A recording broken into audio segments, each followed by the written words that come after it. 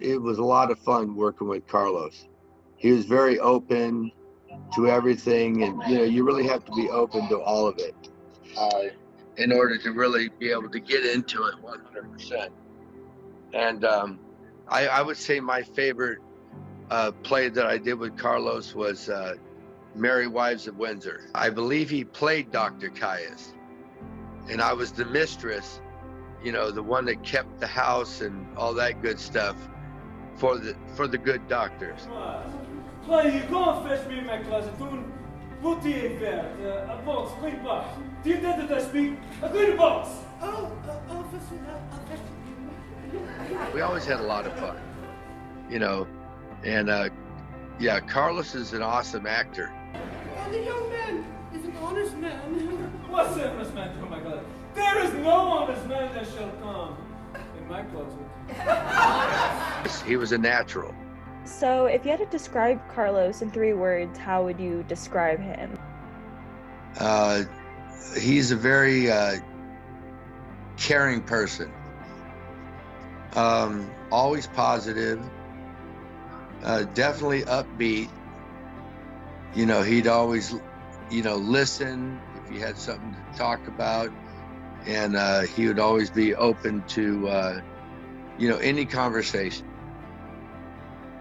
What Shakespeare in Prison means to me as a program, it means to me a vessel, an opportunity to come in and sort of like a Trojan horse, allow men who otherwise may never choose this particular type of play, the opportunity to try it and see what gems come along with it.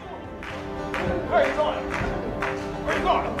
An opportunity under a guise to bring about natural or organic human relations without saying that that's what we're going for.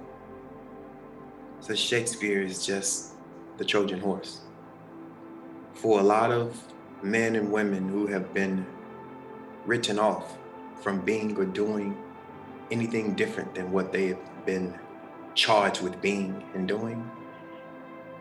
It's an opportunity to gain a real sense of freedom.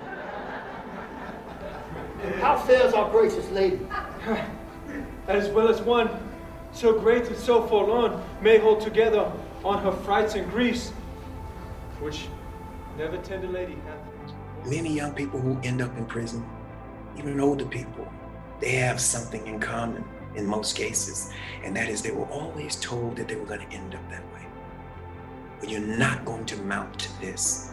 But you're going to be, if somebody's dad or mom was not a very good person, you're going to be just like your mom. You're going to be just like your dad. You're going to be just like your... So then there is this expectation. If your God or your goddess on earth is telling you this, your parents, if that's what you're getting, if you're looking at a society that is confirming that you are less than, at some point it makes sense for just as many who push on for that other half to just opt out. Say, well, I'll just be that.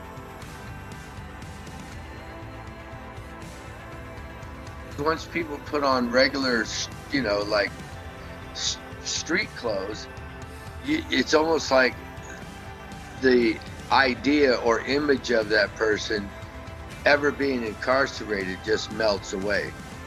Because you can't even, it's like, wow, I can't believe you're in civilian clothes. And at the same time, it's hard to believe or remember that we were all in blues. We were all wearing the same clothes at one time.